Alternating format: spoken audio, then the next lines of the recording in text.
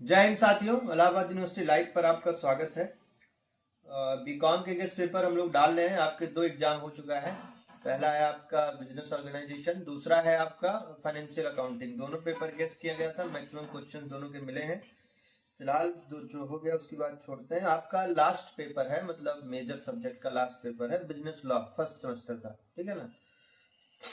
तो इसका important question है, लॉ थोड़ा हार्ड सब्जेक्ट है। इसमें मतलब आपको एक्ट वगैरह, इसमें वाले कुछ चीजें आप समझ लीजिए कि इसमें जब आप एक्ट मेंशन करेंगे कोई भी डेट, जैसे 1978, 1881, ठीक है ना, जैसे नेगोशिएबल इंस्ट्रूमेंट एक्ट 1881, तो इसको आपको तभी लिखना है जब आप एकदम कंफर्म हो, ठीक है। इसके बाद अगर इसको लिखने के बाद आप आगे कुछ गलत लिखते हैं या सही भी लिखते हैं और ये गलत कर दिए, एक्ट गलत डाल दिए, तो पूरा क्वेश्चन आपका गलत हो जाएगा, ठीक है। तो बिजनेस लॉ में आपको बहुत ध्यान से पेपर देना है और ये देखना है कि इसमें बच्चों का रिजल्ट जो आता है वो कभी फेवर में नहीं आता है, ठीक है। अगर आप सोचेंगे कि आप 100 नंबर का सही करके आए हैं तो नंबर मिलता है 60 ही। इस हिसाब से इसको पढ़िएगा। आज अभी समय है आपके पास बढ़िया, और मैं इंपॉर्टेंट क्वेश्चन आपको बता दे रहा हूँ। तो बिजनेस लॉ का आपका पहला है यूनिट 1 में द इंडियन कॉन्ट्रैक्ट एक्ट है। जो यूनिट 1 आपका द इंडियन कॉन्ट्रैक्ट एक्ट, इसमें इंपॉर्टेंट टॉपिक्स हैं आपके। सबसे पहला है essentials elements of valid contract, essential elements of valid contract, ठीक। इसके बाद दूसरा आपका है फ्री कंसेंट, दूसरा आपका है फ्री कंसेंट, ठीक है ना।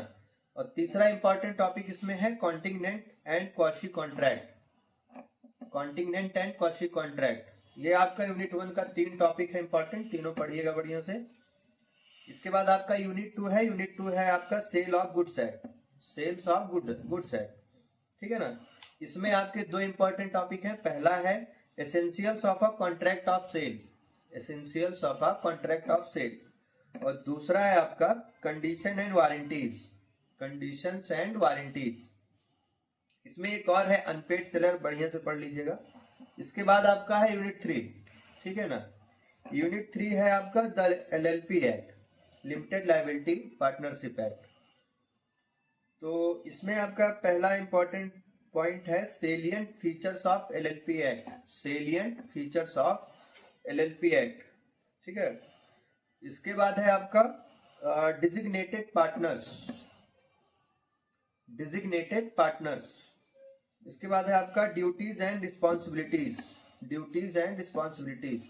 और लास्ट जो की है डिसोल्यूशन, डिसोल्यूशन, डिसोल्यूशन इसको मतलब जरूर से पढ़ना है, इसका क्वेश्चन आएगा एलएलपी में। इसके बाद आपका फोर्थ यूनिट है नेगोशिएबल इंस्ट्रूमेंट्स एक्ट 1881। इसमें आपके इंपॉर्टेंट पॉइंट्स हैं टाइप्स ऑफ नेगोशिएबल इंस्ट्रूमेंट्स, पहला पॉइंट है टाइप्स ऑफ नेगोशिएबल इंस्ट्रूमेंट्स। फिर है आपका लीगल प्रिजम्पशंस, दूसरा पॉइंट लीगल प्रिजम्पशंस। तीसरा है आपका endorsement and crossing of cheque, endorsement and crossing of cheque, ये खत्म हो जाता है यूनिट 4 भी। इसके बाद है आपका यूनिट 5, ठीक है ना। यूनिट 5 है आपका the information technology act, the IT act. इसमें सबसे पहला इंपॉर्टेंट पॉइंट है the important provisions of RTI act, right to information, important provisions of RTI act, ठीक। और इसके बाद है आपका इंफॉर्मेशन टेक्नोलॉजी, इंफॉर्मेशन टेक्नोलॉजी में छोटे छोटे क्वेश्चन आएंगे, तो इसमें जितने भी शॉर्ट हैं, शॉर्ट क्वेश्चन, इसको सब पढ़ना है। ये आपका पूरा हो गया बिजनेस लॉ का इंपॉर्टेंट क्वेश्चन। इसको आप अच्छे से पढ़िएगा, इसका पेपर बढ़िया से दीजिएगा एकदम सीरियस होके, ठीक है ना। इसमें मार्क्स थोड़ा डिडक्ट होते हैं, समझ लीजिए। फाइनल पूरे बीकॉम में बीकॉम फर्स्ट मतलब फर्स्ट सेमेस्टर और सेकंड सेमेस्टर में दो टफ क्वेश्चन, दो टफ पेपर्स हैं आपके। पहला है बिजनेस लॉ जो अभी आपको बता रहा हूं मैं, इसके बाद दूसरा है फाइनेंशियल अकाउंटिंग जो आप दे चुके हैं, इसके बाद आपके इजी है। तो इसको आप अच्छे से करिएगा। मेरी तरफ से आप लोगों को बहुत शुभकामनाएं एग्जाम्स के। धन्यवाद।